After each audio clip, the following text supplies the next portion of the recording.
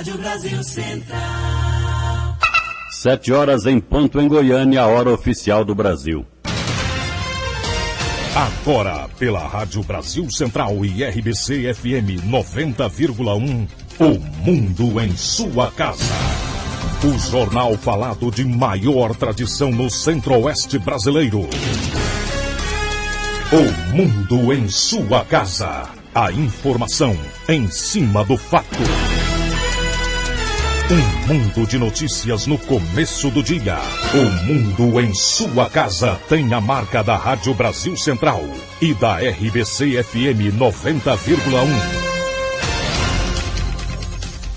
Hoje é sexta-feira, dia 20 de julho de 2012. Bom dia, você ouvinte. Bom dia, Écio Santana. Bom dia, Karine Pinheiro. Bom dia para você que ouve o Mundo em Sua Casa. O Mundo em Sua Casa. Tempo e temperatura. A previsão do tempo para hoje em Goiânia é de céu parcialmente nublado a claro. A temperatura máxima prevista é de 29 graus e o teor de umidade relativa do ar variando entre 90% e 30%. Neste momento, os termômetros marcam 13 graus em Goiânia. Ontem, o Mundo em Sua Casa. Manchetes dos jornais brasileiros. O Globo. Tribunais se rebelam contra a divulgação de salários de juiz. Folha de São Paulo, em meio à guerra civil, Síria escapa de sanções. O estado de São Paulo, China e Rússia vetam sanções a Assad e êxodo cresce na Síria. Correio Brasiliense, Anatel rejeita plano de Teles, TIM vai à justiça. Valor econômico. Valor da parcela do BNDES em frigoríficos cai 2,5 bilhões de reais. Estado de Minas, doméstica para poucos. Formalização, alta do salário mínimo e encargos com INSS tornam o serviço artigo de luxo. Jornal do Comércio. Procon estuda mais punições para operadoras de celular. 0 hora. Onda de assaltos contra postos de combustíveis força a reação da polícia. Brasil Econômico. Polo Aeronáutico de Minas Gerais atrai investimentos de 1,5 bilhão de reais. O Popular. Para elas tem hora extra. Mulheres trabalham mais que homens, aponta relatório da OIT. Diário da Manhã. Justiça derruba ISTI. 7:3. O Mundo em Sua Casa. A política em Goiás.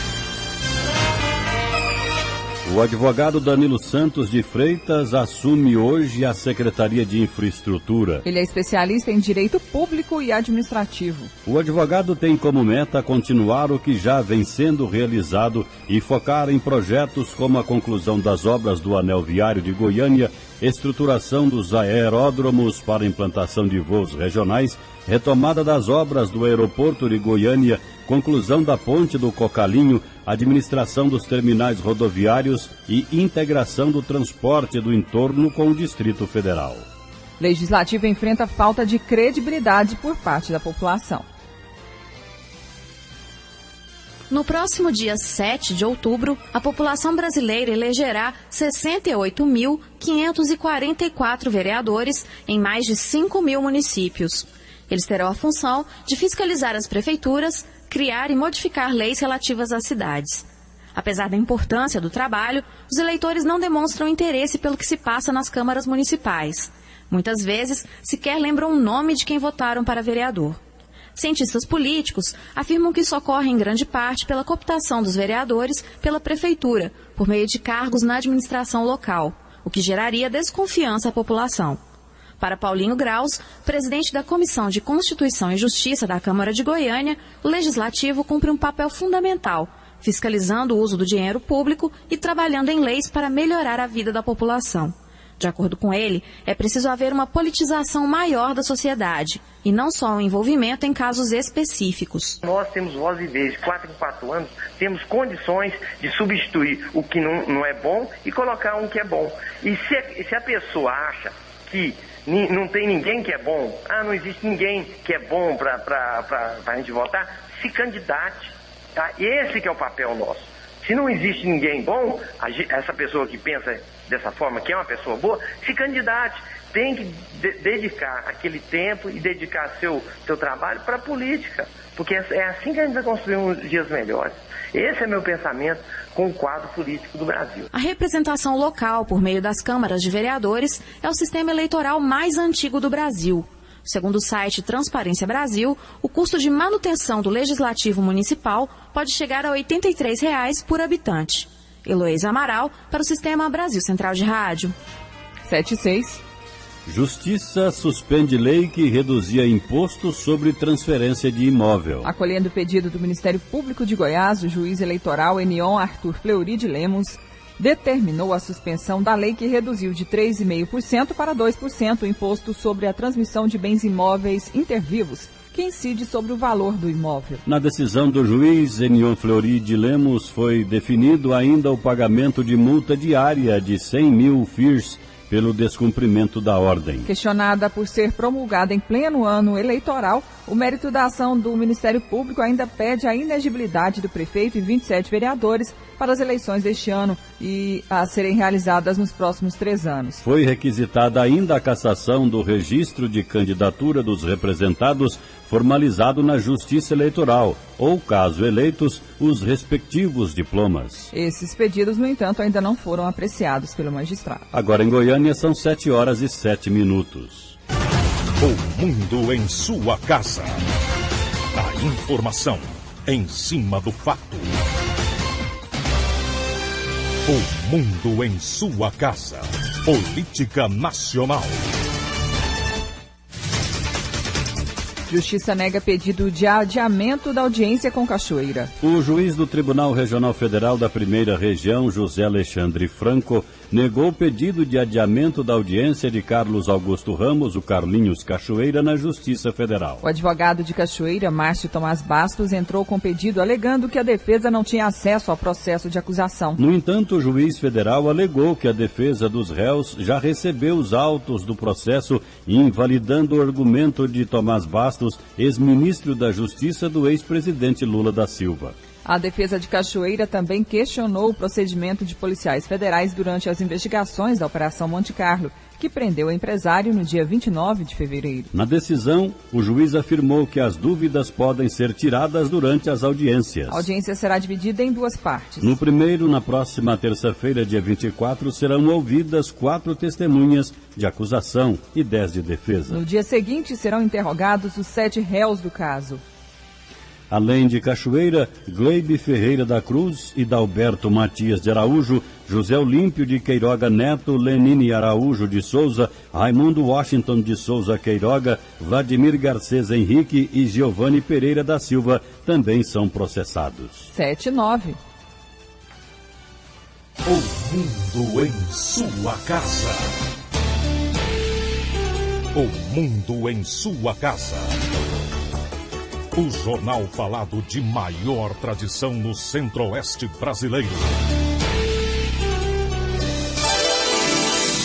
Ontem, na cidade de Jataí, região sudoeste do estado de Goiás, os termômetros registraram 1 grau e 6 décimos. O frio foi tão intenso que provocou até a geada em alguns pontos da cidade. Em Rio Verde, também no sudoeste de Goiás, os termômetros registraram 5 graus, a temperatura mais baixa do ano na cidade. Segundo o Instituto Nacional de Meteorologia, o frio deve continuar somente até amanhã, pois a massa de ar frio que está sobre o estado já está perdendo intensidade. Agora em Goiânia são 7:10. Começa amanhã a programação comemorativa dos 154 anos da Polícia Militar de Goiás. O aniversário da instituição é no dia 28 de julho. A comemoração será iniciada com um torneio de futebol society na Associação dos Oficiais da Polícia e Bombeiros Militares de Goiás, a partir das 8:30 da manhã. E a Polícia Militar prossegue com a Operação Saturação nos terminais de ônibus de Goiânia. Cerca de 12 policiais percorreram os terminais durante todo o dia de ontem, realizando abordagens entre os usuários do transporte coletivo.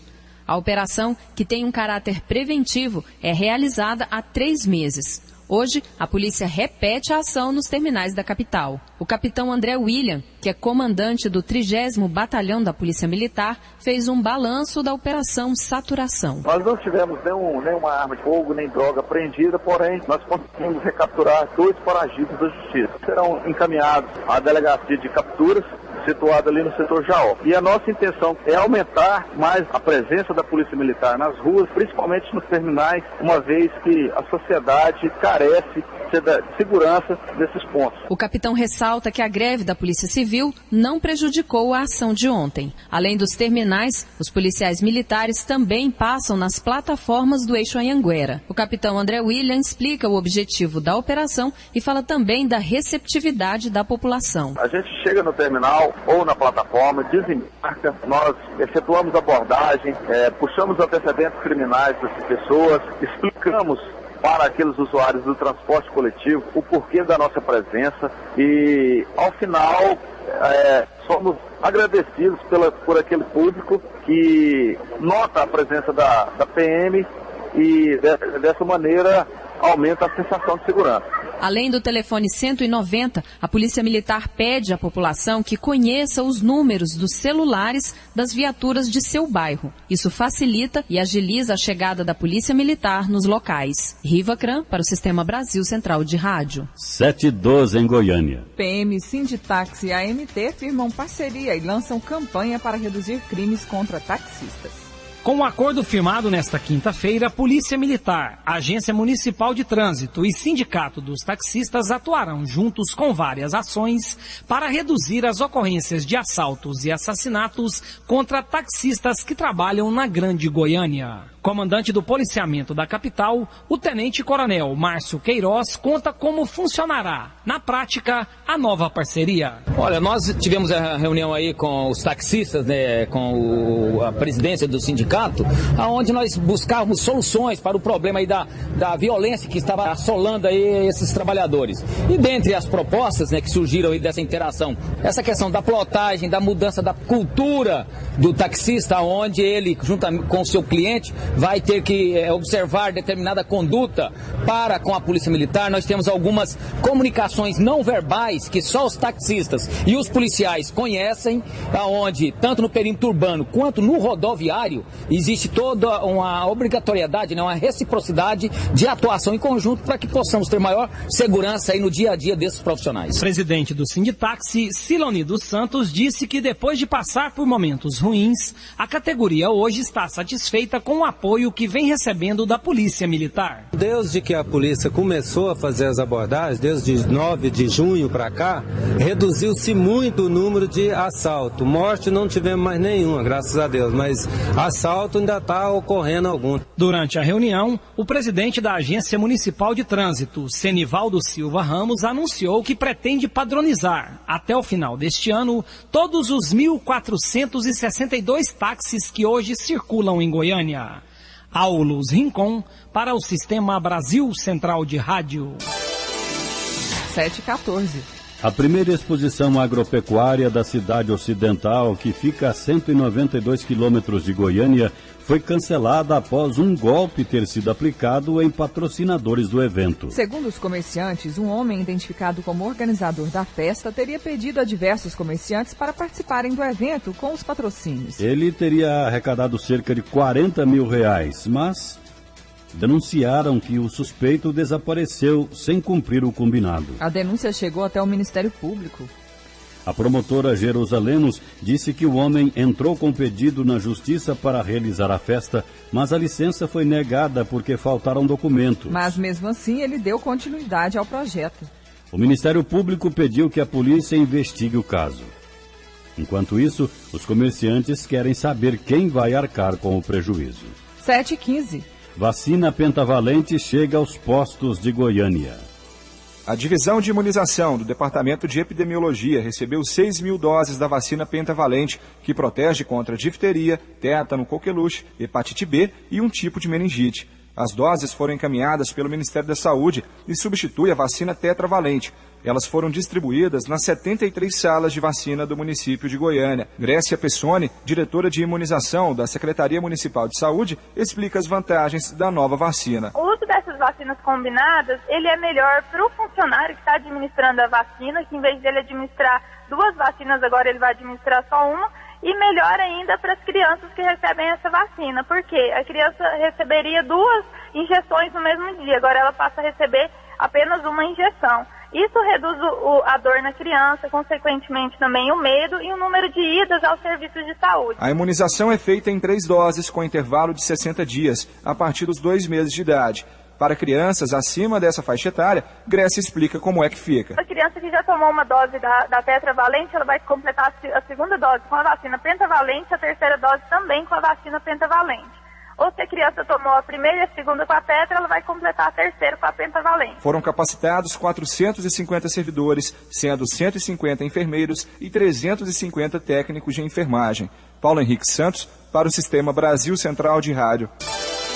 7h16 agora. O Corpo de Bombeiros realizou mais uma vistoria no Parque Mutirama. Na última terça-feira, um dos geradores falhou durante uma queda de energia no centro de Goiânia e muitas pessoas ficaram presas nos brinquedos. Segundo a corporação, do ponto de vista da segurança, os brinquedos não estão comprometidos. O Major Cleison Alencar, assessor de comunicação do Corpo de Bombeiros, está conosco e vamos conversar com ele sobre o assunto. Bom dia, Major. Bom dia. Major, como que foi o trabalho do Corpo de Bombeiros, né? Mais uma vistoria no Parque Mutirama. Qual foi a recomendação dada à direção do parque para o funcionamento já neste final de semana? Olha, essa vistoria ela teve o foco específico da questão da geração de energia alternativa lá para o funcionamento dos brinquedos, né? O que tange a questão da segurança dos brinquedos, já na primeira fiscalização que o bombeiro fez lá no Mutirama, nós cobramos e recebemos os documentos que atestam a segurança do que tange ao aspecto de montagem estrutural, de aterramento, tudo isso já havia sido apresentado. Mas o parque também precisa de ter geradores para poder manter o funcionamento mínimo, pelo menos até que sejam retiradas as pessoas dos brinquedos, para não ter nenhuma pessoa presa nos brinquedos. Como você disse, essa semana nós tivemos um problema no gerador que alimenta a roda gigante, que é um brinquedo crítico no sentido de retirada de pessoas, porque os demais brinquedos, quando cai a energia, eles voltam para a posição inicial e as pessoas saem tranquilamente do brinquedo. No caso da roda gigante, por uma questão de segurança, o brinquedo trava, ele fica freado e não tem como retirar as pessoas até que volte energia ou até que faça um processo demorado de remoção mecânica. Então nós solicitamos que fosse feita a manutenção do gerador, mas eles entenderam que era melhor substituir, eles fizeram a substituição dos 3 geradores de energia que eles têm, que alimentam todo o parque. Ontem, por volta de meio-dia, quando a gente estava na inspeção, nós fizemos o teste do gerador que alimenta a roda gigante, inclusive retiramos as pessoas, pedimos que todos os usuários saíssem da roda gigante para fazer esse teste, e assim foi feito, na hora, simulamos uma queda de energia. O gerador, ele funcionou e foi acionado e supriu de novo a energia em cerca de 3 minutos, né, que é um tempo que nós consideramos bom para poder dar conforto para o usuário. E os 2 outros geradores nós fizemos a partir das 18 horas, quando o parque já não estava mais aberto ao público. Então, nesse momento, nós testamos outros 2, testamos todos os outros brinquedos e verificamos que entre 1 minuto e 30 e 2 minutos, os geradores já estariam prontos para atender de novo a energia e movimentar os brinquedos. A autonomia do gerador é de aproximadamente 10 horas, então nós consideramos que, doravante, esse desconforto deve diminuir muito em relação à queda de energia do usuário. Major, especulou-se também a interdição do trem fantasma. Como é que está a situação dessa atração? Isso, o trem fantasma, ele foi feito o teste dele também no horário do almoço, porque o aspecto de análise da segurança do trem fantasma, na verdade, é outro. Porque quando cai a energia do brinquedo, ele para e as pessoas podem sair dele. O problema é a falta de iluminação, que poderia gerar pânico e até causar acidente. Então, lá dentro, o sistema de iluminação são blocos autônomos. Lá a energia, como lá já é um local naturalmente escuro, quando cai a energia, existem blocos autônomos de iluminação de emergência que eles entram em funcionamento, e isso foi testado também ontem na hora do almoço. Então, no horário de meio-dia, quando a gente testou a roda gigante, foi testado também o sistema dos blocos autônomos e foi verificado que a iluminação ela é satisfatória e permite a saída com segurança das pessoas, mesmo numa situação de queda de energia. Então, ontem foi feita a simulação de queda em todos os brinquedos. Todos os brinquedos foram testados e verificado que estão atendidos. Esses geradores, eles não apenas alimentam a energia dos brinquedos, mas toda a iluminação do parque. Major, a montanha-russa e a roda gigante vão funcionar? Já estão funcionando, eles não foram interrompidos. Inclusive a própria montanha-russa também foi testada ontem por 18 horas. Até o sistema de retirada de pessoas, que teve um problema também na montanha-russa já no passado, que como eles não estavam tendo o gerador funcionando, precisava de um funcionário subir para liberar o freio, empurrar o carrinho para acabar de descer. Até isso foi testado na hora e verificado que com o gerador funcionando, cerca de 1 minuto foi o tempo entre 1 minuto e 30, o tempo entre a simulação de queda de energia e acionamento dos geradores, o carrinho volta a funcionar e chega na posição inicial, na posição de partida, lá onde a pessoa pode descer tranquilamente. Além do gerador e de alguns brinquedos, foram constatados alguns problemas em outras partes do parque, Major? Os problemas que foram constatados já na primeira vistoria são problemas relacionados, por exemplo, à relocação de extintor de incêndio. Nós solicitamos que eles colocassem mais algumas placas de sinalização de saída de emergência. Então são questões assim pequenas, não diz respeito ao brinquedo propriamente dito, à utilização do brinquedo, mas sim ao parque como um todo. E esses itens também já foram cobrados e nós queremos acreditar que daqui para o início da próxima semana, todos esses itens que são menores, mas são importantes também, terão sido cumpridos já pelo parque. Para finalizar, o parque então oferece segurança? O pai então que quiser levar o filho este final de semana ao Mutirama, ele pode levar tranquilamente?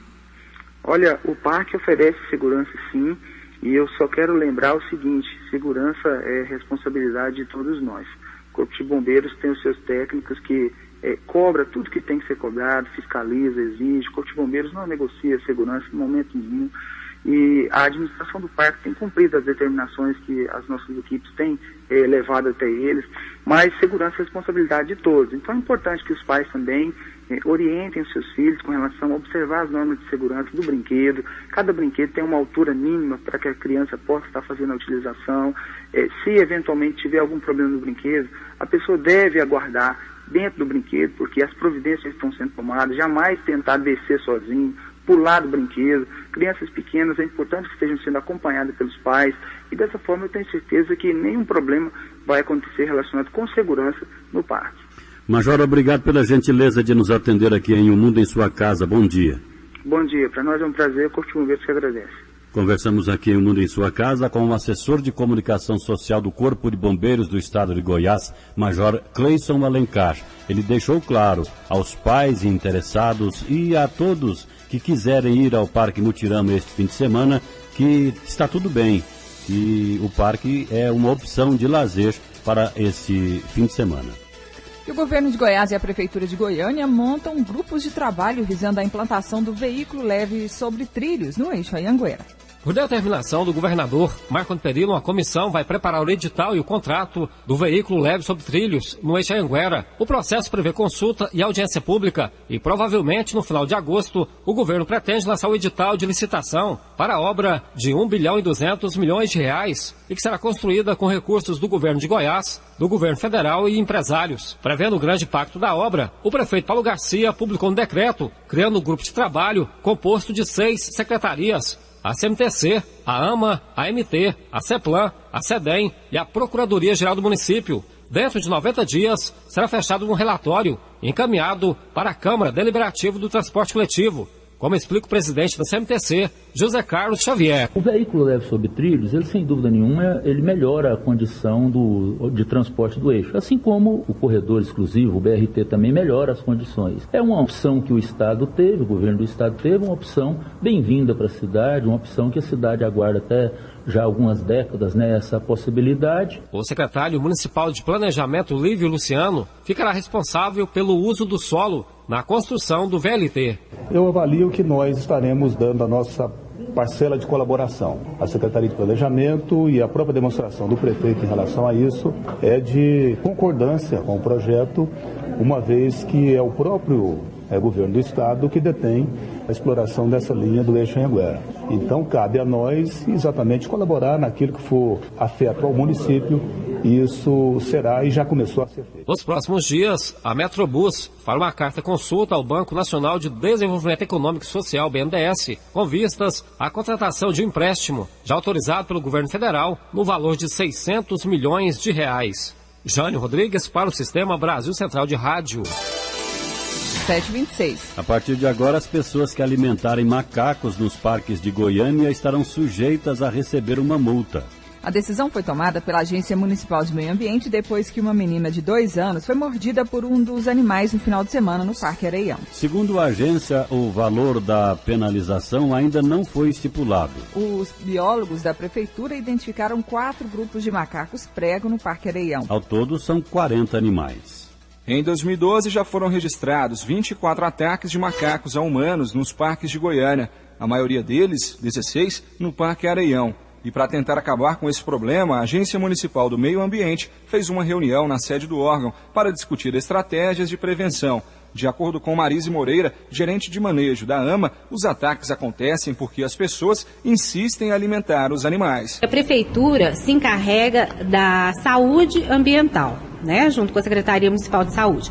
Agora, os pais têm que ter a responsabilidade na educação e na postura, na conduta das crianças dentro do parque. Assim como você leva seu filho em qualquer lugar e fica monitorando para que ele não corra risco, dentro de unidade de conservação da mesma forma. Ela diz que na natureza existe tudo o que o animal precisa. Orientando a população que os macacos não comem só banana, eles não estão passando fome nos parques, eles são onívoros, existe uma vegetação muito rica do cerrado dentro do Parque Areião. Eles estão sim condicionados ao mau hábito da população que alimenta os animais ali na grade. De acordo com Luiz Elias Camargo, diretor de Vigilância em Saúde Ambiental da Secretaria Municipal de Saúde de Goiânia, uma pessoa que é mordida ou arranhada por um macaco pode ser contaminada por várias doenças. A principal delas é a raiva. É procurar uma unidade de saúde porque vai ter que sofrer uma intervenção médica.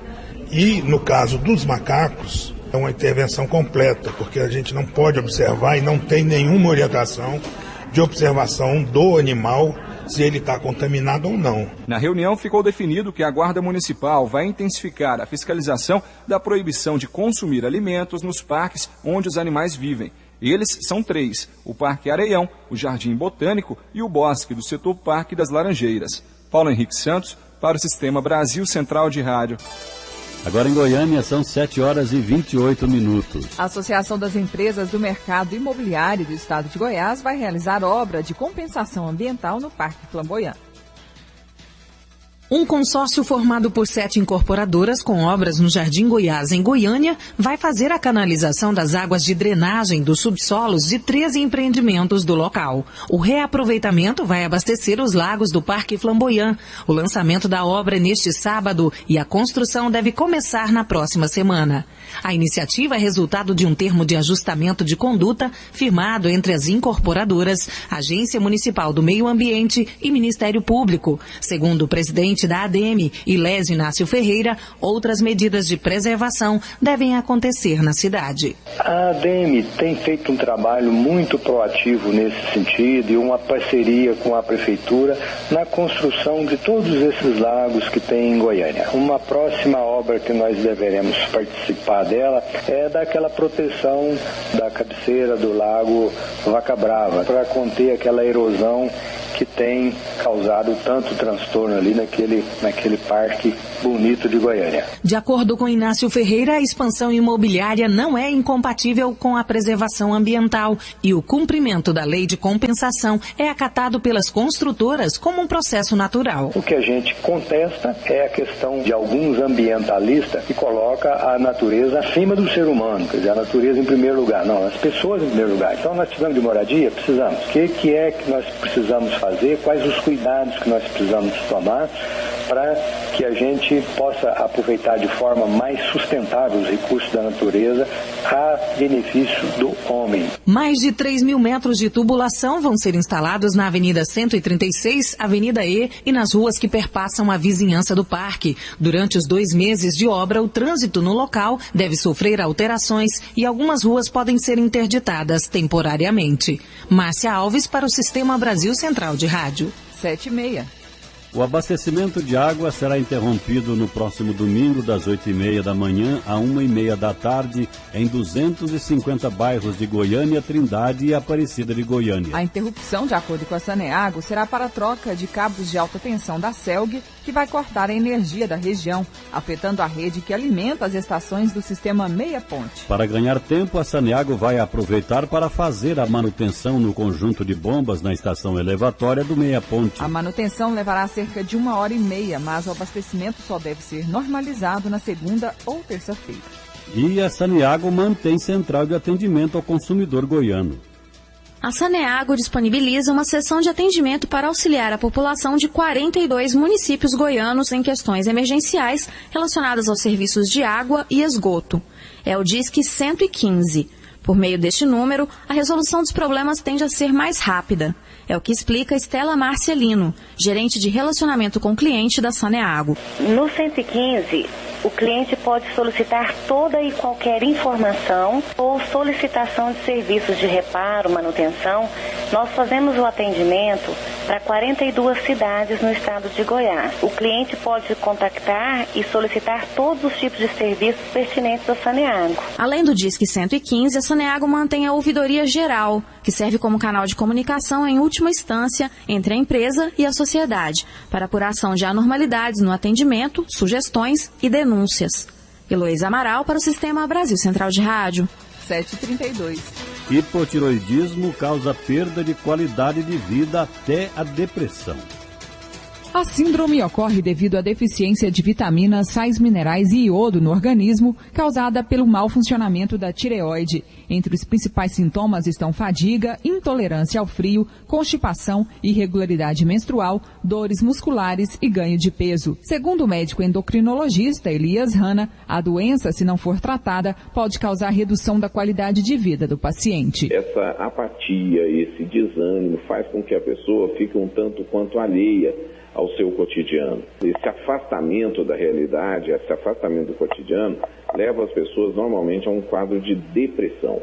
E essa depressão pode obviamente se agravar e tornando cada vez mais difícil o convívio social dessa pessoa com o seu cotidiano, seja ele familiar, seja ele de trabalho. Elias Hanna diz que é importante fazer o diagnóstico precoce da doença, que afeta principalmente mulheres acima dos 40 anos. Diante de sintomas, embora vagos, cabe à mulher, seja ela na consulta com o clínico, seja ela na consulta com o seu ginecologista, e principalmente na sua consulta com o endocrinologista, procurar esses médicos para que haja um diagnóstico mais precoce possível. Então, talvez na consulta de rotina com o ginecologista, a solicitação do exame do TSH passa a ser importante. Segundo o médico Elias Hanna, a doença pode ser controlada por toda a vida, mas não há cura. O tratamento do hipotireoidismo é realizado por meio da reposição hormonal. Karine Pinheiro para o Sistema Brasil Central de Rádio.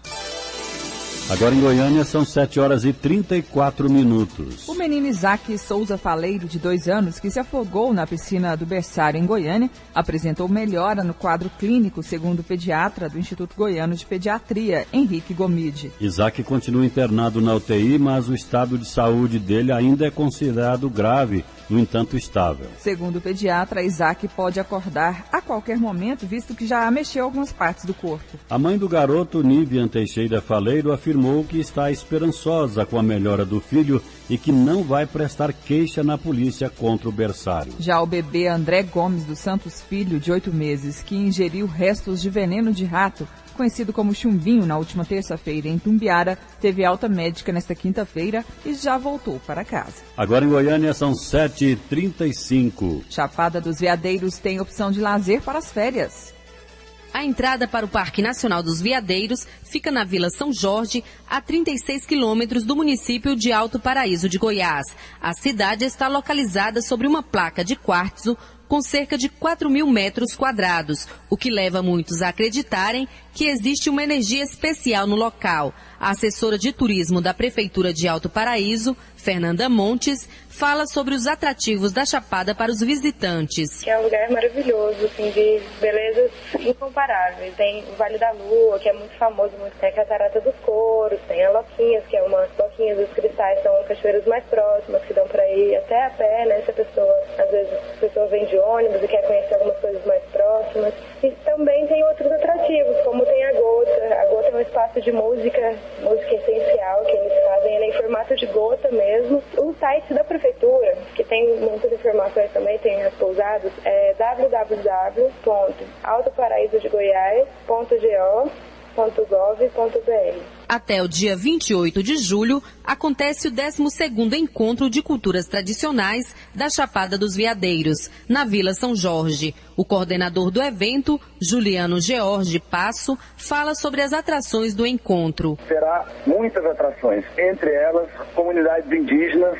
Haverá um encontro com as comunidades quilombolas do estado de Goiás, 22 comunidades quilombolas, levantamento do mastro para o Divino Espírito Santo, rezas na igreja e a coroação do Rei Calunga. O município de Alto Paraíso de Goiás está localizado a 450 quilômetros de Goiânia. Patrícia Almeida para o Sistema Brasil Central de Rádio.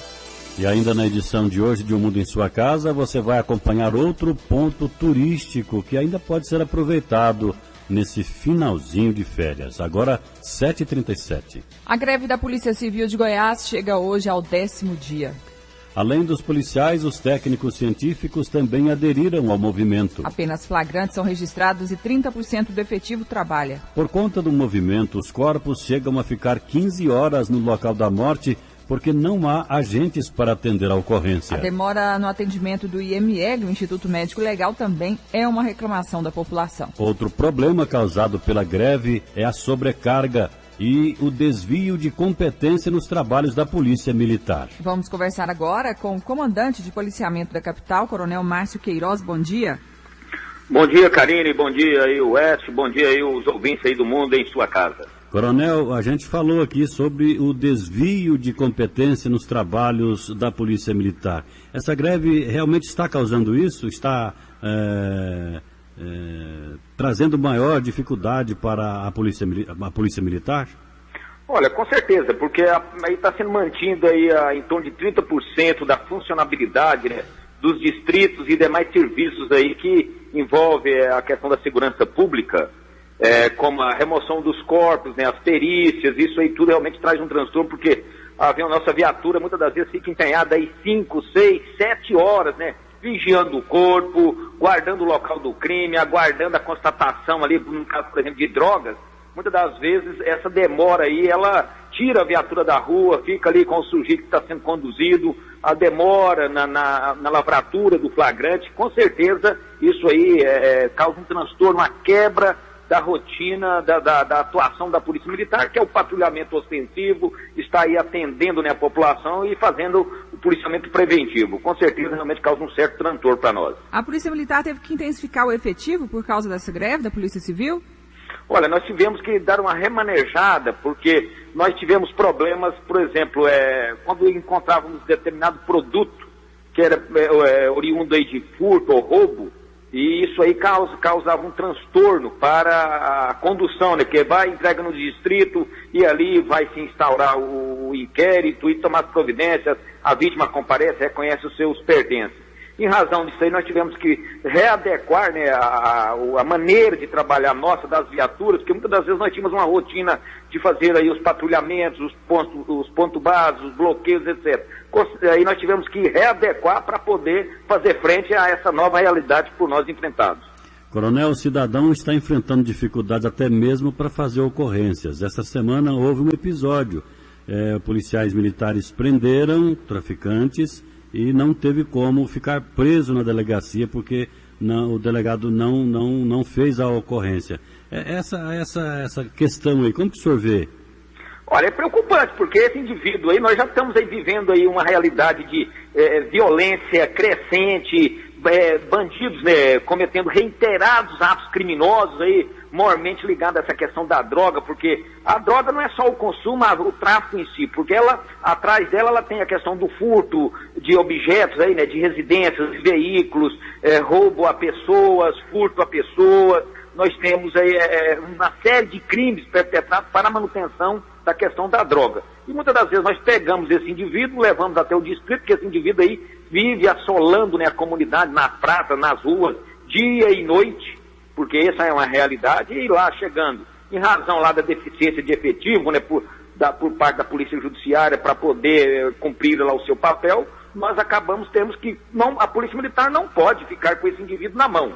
Isso aí seria até uma ilegalidade ficar aí com esse cidadão retido, se o próprio Estado, né, eu falo o Estado como o ente federado que compõe aí toda essa questão da persecução penal. Então, o Estado, o cidadão não pode ser penalizado, ou mesmo nós cometeríamos um abuso de poder, autoridade, ficando com esse indivíduo na mão, em razão de não termos como dar sequência, somos obrigados, porque não vamos nunca levar esse indivíduo para outro local, senão o distrito policial, onde seria ali o trâmite normal, legal, né, previsto na legislação, para que seja dado devido encaminhamento. E a gente fica se sentindo um trabalho inócuo, né, porque o cidadão foi vítima, achamos um bandido que cometeu o delito, ele tem que ser responsável. Na verdade, nós estamos contribuindo para que o crime continue sendo, na verdade, favorecido, motivado, porque a impunidade, ela é um dos principais fatores motivadores do ingresso de jovens no mundo do crime, e essa legislação que permite aí uma leniência, uma frouxidão para com esses criminosos, e essa situação só vem agravar esse quadro. Coronel Márcio Queiroz, comandante de policiamento da capital, obrigada pela sua participação aqui no Mundo em Sua Casa. Bom dia. Bom dia, eu que agradeço. Estamos à disposição aí do sistema RBC de rádio. Obrigada. O coronel, então, falando sobre as dificuldades no trabalho da Polícia Militar diante dessa greve que afeta, então, toda a segurança pública em Goiás. A greve da Polícia Civil já chega ao 10º dia hoje.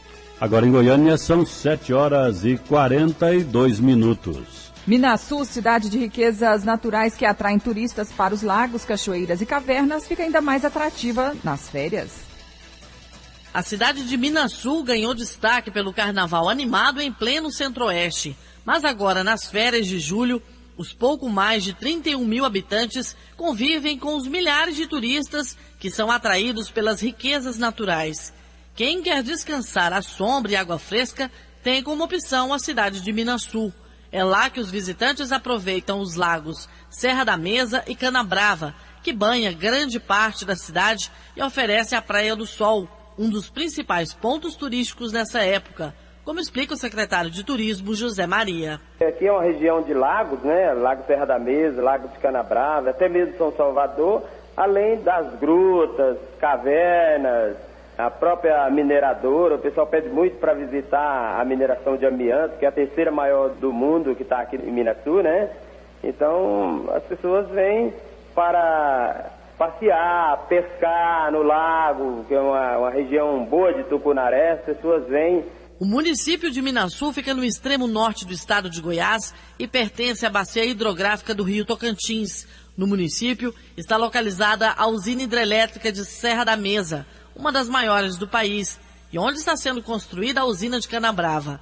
É uma cidade onde a indústria é a principal base da economia, mas com um comércio forte e crescente, com boa oferta de hospedagem, alimentação e prestação de serviços voltados ao turismo, como explica o secretário José Maria. O Centro de Informação ao Turismo, ele está na entrada da cidade e ele já dá toda a informação sobre o turismo no município. A prefeitura também tem, até assim, muito próximo da praia, tem posto de saúde, tem hospital. A cada fim de semana, pelo menos 2.000 pessoas visitam a cidade. Por conta dos turistas, a programação artística se prepara nesse período, com shows musicais regionais. Minaçu está a cerca de 540 quilômetros da capital goiana. De Goiânia, a saída é pela J080 até a BR-153. Quando chegar a Santa Teresa, o turista deve pegar a GO 241, que dá acesso a Minaçu. Yara Galvão para o Sistema Brasil Central de Rádio. Agora em Goiânia são 7h45. A seguir as notícias do esporte com José Calazans. O mundo em sua casa. Se a sua empresa busca reconhecimento, anuncie em uma emissora de credibilidade. Rádio Brasil Central 1270, AM, ondas curtas e tropicais. A certeza de resultado. Qualidade com alcance em todo o território nacional.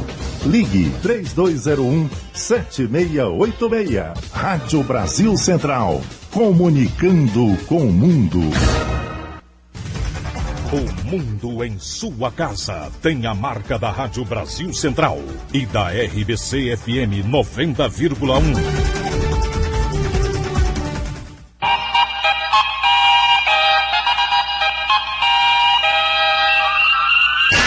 O mundo em sua casa. Esporte. Bom dia. Em jogo de 3 pênaltis, Atlético Pátio Figueirense vence a primeira. No jogo dos desesperados, o Atlético Goianiense levou a melhor sobre o Figueirense de Santa Catarina. Ganhou por 3-2 e venceu pela primeira vez no atual Campeonato Brasileiro. Ontem, em jogo válido pela 10ª rodada. Com 3 pênaltis marcados, o apto Wilson Luiz Seneme chamou atenção na noite de pequeno público no Serra Dourada. Pouco mais de 1.100 pagantes. O goleiro Márcio, Felipe e Joilson anotaram os gols do time goiano, enquanto Caio marcou os 2 gols do time de Santa Catarina. O Atlético quebrou longos jejuns sem vitórias no Brasileiro. Com o resultado, ganhou pela primeira vez, mas continua na última posição com 5 pontos. O Figueirense entra agora na zona de rebaixamento com 8. Na próxima rodada, as duas equipes enfrentam equipes que estão em posições intermediárias e brigam por vaga na Copa Libertadores. O Figueirense recebe o São Paulo domingo às 4 da tarde. No mesmo dia e horário, o Atlético joga contra o Internacional no Estádio Gigante da Beira-Rio, em Porto Alegre. Ainda pelo Brasileiro da Série A, o Fluminense aplicou uma goleada no Bahia por 4-0. Em Curitiba, o Curitiba empatou com o Palmeiras em 1-1. 7h46. Goiás volta a jogar no Serra Dourada. Recebe amanhã o Avaí de Santa Catarina. O Goiás encerra nesta sexta-feira à tarde no CT do Parque Anhanguera a preparação para o jogo de amanhã. O time busca pela primeira vez na Série B a 3ª vitória consecutiva. O técnico Anderson Moreira aguarda a posição do departamento médico em relação ao atacante Arley, que não treinou ontem à tarde devido a uma forte pancada no tornozelo. A expectativa é para que o jogador seja liberado antes do treinamento e vá normalmente para o jogo. Neste caso, Anderson Moreira deve repetir pela 3ª vez a escalação do Goiás. O presidente João Bosco Luz, aproveitando a presença na cerimônia de posse do Dr. Miguel Cansado como procurador do STJD no Rio de Janeiro, em contato com alguns dirigentes, tenta a contratação de um atacante. O presidente conversou com dirigentes do Fluminense, tentando a liberação do Rafael Moura. Nada evoluiu em relação a este jogador. David, que é do Flamengo, também foi procurado através do próprio presidente João Bosco Luz e seus procuradores com a presidente do Flamengo, Patrícia Amorim. Mas a resposta dos dois clubes foi não. Vinícius Silva para o Sistema Brasil Central de Rádio. 7h48. No único jogo realizado ontem pelo Campeonato Goiano da Divisão de Acesso, o Aparecida venceu a Jataiense por 3-2. Foi o confronto direto das duas equipes contra o rebaixamento à 3ª divisão. O time de Aparecida tem agora 3 pontos e 8 gols de saldo. No Goiânia, a crise se instalou depois da derrota para o Anápolis por 2-1 na quarta-feira. O presidente em exercício, Arione José de Paula, deixou o cargo que acumulava como diretor de futebol. Essa atribuição fica agora com o presidente de honra, Ibrahim Arantes. O técnico Nivaldo Lancuna pegou o mesmo barco de Arione e saiu do Galo. Para o seu lugar, foi contratado Luiz Dário, que começa a trabalhar com jogadores hoje. Vila Nova, que joga domingo contra o Duque de Caxias, define o time no coletivo de hoje. Hoje o Vila só vai treinar apenas no período da tarde, folga pela manhã para a rapaziada. No coletivo de ontem, comandado pelo técnico Jorge Saran, a novidade foi o atacante Cairo no time titular. Evandro, contundido, muito dificilmente terá condições de defender o Vila no domingo contra o Duque de Caxias, no estádio Serra Dourada pela 4ª rodada da Série C do Campeonato Brasileiro. Com isso, Marion atuou na lateral esquerda, improvisado no treino de ontem, e o Nego foi o lateral direito. O time do Vila que treinou, Júlio César no gol, Nego na direita, Toninho e Rafael Vaz no miolo de zaga, na lateral esquerda, Marion. O meio-campo com César Gaúcho, Matheus Magro, Ricardinho e Rafael Carioca, no ataque Cairo e Pedro Júnior. Paulo Massad para o Sistema Brasil Central de Rádio. Davi Henrique Conrado Meira, do time Sub-22 do Uniceub Brasília, não resistiu às lesões sofridas em um treinamento na semana passada e morreu ontem à noite. Jogador de 19 anos foi realizar uma enterrada na cesta do ginásio da ACESB, na capital federal, quando a tabela caiu atingindo o jogador. Davi, que estava internado no Hospital de Base de Brasília, teve falência múltipla de órgãos. A Polícia Civil investiga o caso. Às 7h50 do esporte é o que há. O mundo em sua casa. A informação em cima do fato. Uma pesquisa do IBGE mostra que a mão de obra formal na construção civil dobrou em todo o país. Segundo dados do Sindicato da Indústria da Construção Civil em Goiás, cerca de 70% dos trabalhadores têm carteira assinada.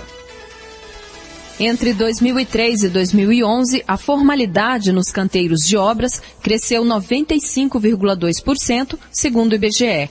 Nenhum outro setor apresentou um crescimento tão expressivo. Na indústria, o número de trabalhadores formais aumentou apenas 28,5% e no comércio, 47% no mesmo período. O presidente do Sinduscom, Justo Cordeiro, fala sobre a realidade no Estado. Sempre tem aquele cidadão que quer trabalhar sozinho, independente, na periferia, e tem mercado para isso, porque tem as pequenas obras, as pequenas reformas. Isso mantém esse contingente de trabalhadores. A tendência é cada dia mais melhorar, porque pode também ser criado as firmas individuais, para que esse pessoal possa trabalhar de forma regular. Ainda segundo dados do Sinduscom, o setor da construção civil deve permanecer aquecido nos próximos 15 anos no Estado. Por isso, os trabalhadores devem estar atentos para a importância da capacitação, tanto para quem quer conseguir o primeiro emprego, como para quem quer buscar melhores cargos nos canteiros de obras. A gerente de recursos humanos da Toctal Engenharia, Edna Prego, explica que os 1.090 funcionários da empresa no estado trabalham com carteira assinada. E as empresas têm desenvolvido várias ações para reter os trabalhadores, evitando assim a fuga da mão de obra. Cara, a gente tem projetos para fidelizar os colaboradores, tem escola, né, no canteiro, inclusão digital, e a gente tem uma série de benefícios também que a gente valoriza no momento da promoção, porque eles também têm uma carreira, né, na obra, e hoje a gente faz um evento que é a troca do capacete, no momento que ele vai ser promovido, a gente chama a família, faz um café da manhã, então isso também faz com que ele se sinta valorizado. João Divino é armador na empresa há 7 anos e já passou por várias funções. Ele fala sobre a importância da qualificação e também sobre a realidade do mercado. Comecei a trabalhar com ferragem, depois trabalhei como encarregado de ferragem, encarregado de obra, hoje estou na ferragem de novo como armador, porque a renda é boa hoje no momento. Primeiro, se possível, se qualificar, né, para ter um ganho melhor ainda. Mas até para um auxiliar, hoje o mercado tá bom, é a melhor área no momento, né, principalmente para quem não tem um estudo bem elevado. O Sinduscom possui um telefone para quem quiser saber mais sobre cursos e oportunidades de trabalho. É o 0800 604 5199. Repetindo, 0800 604 5199. Rivacran para o Sistema Brasil Central de Rádio. A formalização entre empregados domésticos não chegou ainda a 40% em nenhum dos estados brasileiros. O acesso à proteção social, aos benefícios e à previdência, em muitos casos, dependerá de um projeto de lei em tramitação no Congresso Nacional. Desde 2010, tramita no Congresso Nacional a chamada PEC das Domésticas, uma proposta de emenda à Constituição Federal, cujo objetivo é o de reduzir a informalidade entre os 7 milhões de trabalhadores domésticos existentes no Brasil, segundo o IBGE. De acordo com a proposta, os empregados terão direito ao Fundo de Garantia por Tempo de Serviço, limitação da jornada de trabalho, recebimento da hora extra e adicional noturno, férias, 13º salário, entre outros benefícios. Enquanto a PEC não é aprovada, o próprio chefe da fiscalização da Superintendência Regional do Trabalho e Emprego em Goiás, Valdivino Vieira, reconhece que a lei deveria ser igual para todos os trabalhadores, domésticos ou não. Bom, ocorre que a legislação ainda não concede aos trabalhadores domésticos os mesmos direitos que concedem aos demais trabalhadores, embora haja até aqui iniciativas para se modificar isso. A outra vertente é que, por ser serviço normalmente exercido no seio familiar, quer dizer, na residência dos cidadãos, é uma relação de emprego que é mais complicada, é mais difícil de ser fiscalizada. Por isso, também um dos fatores que ajuda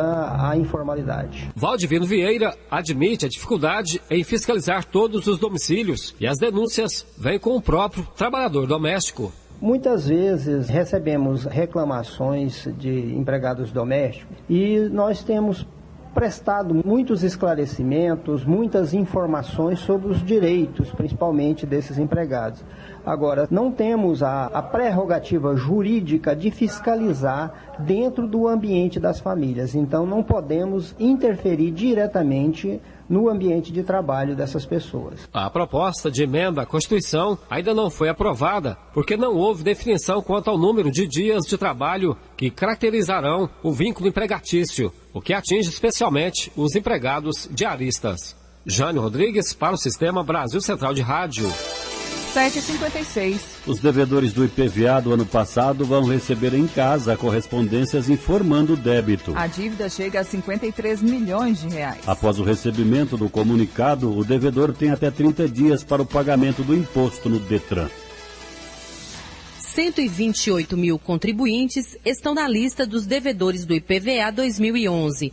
A Cefaz já enviou a correspondência alertando sobre a dívida para 25 mil pessoas. O gerente de recuperação de crédito da Cefaz, José Ferreira de Souza, explica o que o contribuinte deve fazer se receber o comunicado da Cefaz. Recebendo o comunicado, ele tem até 30 dias para procurar a Secretaria da Fazenda e que ele procurasse pagar esse valor do IPVA sem a multa fiscal, porque no caso ele teria um desconto no valor da multa, porque após a autuação, aí já vai a multa fiscal, que é uma multa bem maior do que a multa que ele recebia hoje, especialmente a multa moratória. O gerente de recuperação de créditos da Cefaz, José Ferreira de Souza, fala sobre as penalidades para quem não pagar o IPVA em dia. Ele será autuado, será feita uma auto-infração desse saldo devedor. A consequência da autuação é que ele terá o débito inscrito em dívida ativa e o nome inscrito no Serasa. E o débito inscrito em dívida ativa impede ele a ter certidão, participar de licitação, concurso público, além de a qualquer momento poder ter o carro apreendido por não pagamento. Em Goiás,